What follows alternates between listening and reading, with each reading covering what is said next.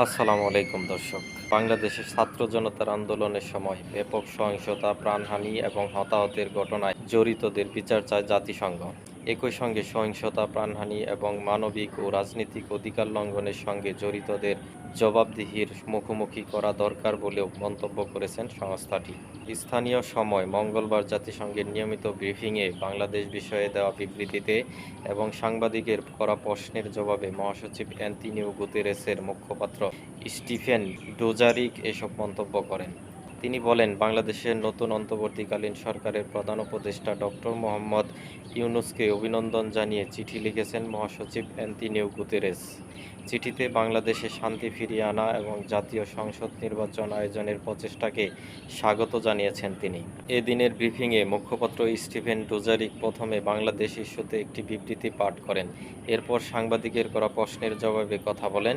বিবৃতিতে তিনি বলেন, আমি মহাসচিব কর্তৃক ডক্টর মোহাম্মদ ইউনূসের কাছে পরিপ্রেরিত একটি চিঠি সম্পর্কে কিছু প্রশ্ন পেয়েছি। আমি আপনাদের বলতে পারি, গণপ্রজাতন্ত্রী বাংলাদেশের অন্তর্বর্তী সরকারের নতুন প্রধান উপদেষ্টা ডক্টর মোহাম্মদ ইউনূসকে অভিনন্দন জানিয়ে একটি চিঠি লিখেছেন মহাসচিব অ্যান্টোনিও গুতেরেস।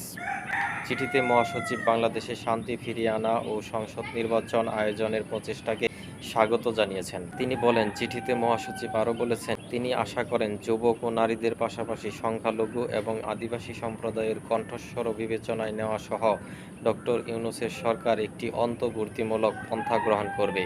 তিনি সব নাগরিক এবং বিশেষ করে সংখ্যালঘুদের পূর্ণ সুরক্ষা নিশ্চিত করতে বাংলাদেশের অন্তর্বর্তী সরকারের উপর নির্ভর করছেন। এছাড়া রোহিঙ্গা শরণার্থীদের কল্যাণ নিশ্চিত করার জন্য ডক্টর ইউনূসকে জোরালোভাবে আহ্বান জানিয়েছেন মহাসচিব, বিশেষ করে মিয়ানমারের অবনতিশীল পরিস্থিতির পরিপ্রেক্ষিতে।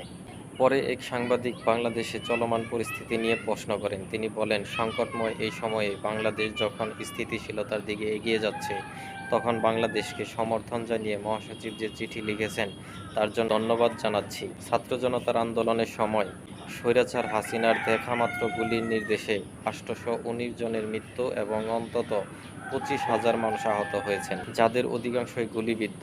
এই হত্যাকাণ্ড এবং হতাহতের সঙ্গে জড়িতদের বিচারের দাবি কি জাতিসংঘ মহাসচিব করেছেন? জবাবে জাতিসংঘ মহাসচিবের মুখপাত্র স্টিফেন ডুজারিক বলেন, হ্যাঁ, আমরা এই বিশেষ সংকটের শুরু থেকেই জবাবদিহিতার কথা বলে আসছি। সহিংসতা, প্রাণহানি এবং মানবিক ও রাজনৈতিক অধিকার লঙ্ঘনের সঙ্গে জড়িতদের জবাবদিহিতার মুখোমুখি করা দরকার। ধন্যবাদ দর্শক। আসসালামু আলাইকুম।